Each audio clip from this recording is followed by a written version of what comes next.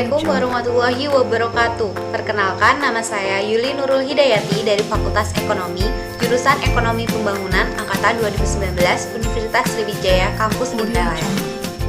Di sini saya akan menjelaskan mengenai kurva PPC dan kelemahan teori komparatif advantage. Diketahui dua negara yang masing-masing memiliki kemampuan produksi dengan PPC constant cost sebagai berikut. Yang pertama, negara A dapat memproduksi kombinasi 1 unit barang industri dan 6 unit barang pertanian, sedangkan negara B dapat memproduksi kombinasi 1 unit barang industri dan 12 unit barang pertanian. Yang pertama, tentukan barang yang dapat diekspor dan diimpor, serta berapa keuntungan masing-masing jika terjadi perdagangan antara kedua negara tersebut. Berdasarkan matrik di samping, negara A akan melakukan spesialisasi produksi dengan mengekspor barang industri atau BI dan mengimpor barang pertanian atau BP. Sebaliknya, negara B akan spesialisasi produksi dengan mengekspor barang pertanian atau BP dan mengimpor barang industri atau BI. Jika negara A mengekspor 1 unit barang industri ke negara B, akan mendapat 12 unit barang pertanian dengan dasar tukar di dalam negeri atau DTDN. Untuk 1 unit barang industri hanya dapat ditukarkan dengan 6 unit barang pertanian. Dengan demikian, negara A akan mendapat keuntungan sebesar 12 dikurangi 6 sama dengan 6 barang pertanian. Jika negara B mengekspor 1 unit barang pertanian ke negara A, akan mendapat 1/6 unit barang industri dengan DTDN di dalam negeri. Untuk 1 unit barang pertanian hanya dapat ditukar dengan 1/12 barang pertanian. Dengan demikian, negara B akan memperoleh keuntungan sebesar 1/6 dikurang 1/12 sama dengan 1/12 unit barang industri. Ini merupakan gambar kurva PPC-nya, yang mana pada garis horizontal menunjukkan barang industri, sedangkan garis vertikalnya menunjukkan barang pertanian. Sebagaimana pada saat 1 unit barang industri menghasilkan 6 unit barang pertanian, maka garis ini disebut dengan PPC negara A. Untuk itu, letak losses negara A ada pada area ini.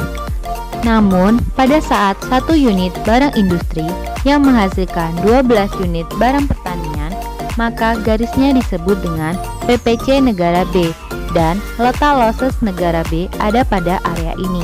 Dengan demikian, di manakah letak gain from trade areanya? Nah, ada pada area yang berwarna kuning tersebut.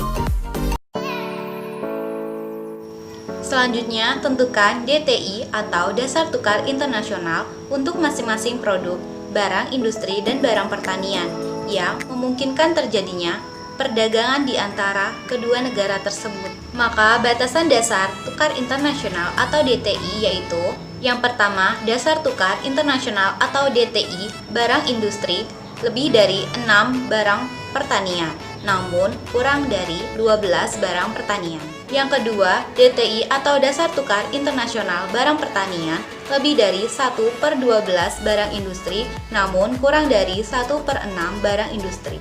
Selanjutnya, jika di pasar internasional berlaku DTI, 1 unit barang industri dapat ditukar dengan 8 unit barang pertanian, tentukan barang apa yang dapat diekspor dan diimpor, serta berapa keuntungan masing-masing. Nah, jika di pasar internasional berlaku dasar tukar internasional atau DTI, 1 barang industri sama dengan 8 barang pertanian, maka negara akan mengekspor barang industri ke pasar internasional, dan setiap ekspor 1 unit barang industri akan mendapat keuntungan sebanyak 8 dikurang 6 sama dengan 2 barang pertanian. Sebaliknya, negara B akan mengekspor barang pertanian ke pasar internasional, dan setiap ekspor 1 unit barang pertanian akan mendapat keuntungan 1/8 dikurang 1/12 sama dengan 1/24 barang pertanian. Selanjutnya, saya akan menjelaskan mengenai kelemahan teori klasik comparative advantage. Yang pertama, teori klasik comparative advantage menjelaskan bahwa perdagangan internasional dapat terjadi karena adanya perbedaan fungsi faktor produksi atau tenaga kerja. Perbedaan fungsi ini menimbulkan terjadinya perbedaan produktivitas ataupun perbedaan efisiensi. Akibatnya, terjadilah perbedaan harga barang yang sejenis di antara dua negara. Yang kedua, jika faktor produksi atau tenaga kerja sama atau produktivitas dan efisiensi di dua negara sama, maka tentu tidak akan terjadi perdagangan internasional karena harga barang yang sejenis akan menjadi sama di kedua negara. Yang ketiga, pada kenyataannya, walaupun fungsi faktor produksi atau produktivitas dan efisiensi sama di antara dua negara, ternyata harga barang yang sejenis dapat berbeda, sehingga dapat terjadi perdagangan internasional. Dalam hal ini, teori klasik tidak dapat menjelaskan mengapa terjadi perbedaan harga untuk barang atau produk sejenis, walaupun fungsi faktor produksi atau produktivitas dan efisiensi sama di kedua negara. Untuk itu, teori modern dari Hexer-Ohlin atau teori HO menjelaskan bahwa walaupun fungsi faktor produksi atau tenaga kerja di kedua negara sama, perdagangan internasional akan tetap terjadi. Ini disebabkan karena adanya perbedaan jumlah atau proporsi faktor produksi yang dimiliki oleh masing-masing negara, sehingga terjadilah perbedaan harga barang yang dihasilkan. Teori modern dari HO ini yang dikenal sebagai The Proportional Factory Theory. Cukup sekian video dari saya. Apabila banyak kesalahan, saya mohon maaf dan semoga video saya bermanfaat bagi teman-teman semua. Saya ucapkan terima kasih. Wassalamualaikum warahmatullahi wabarakatuh.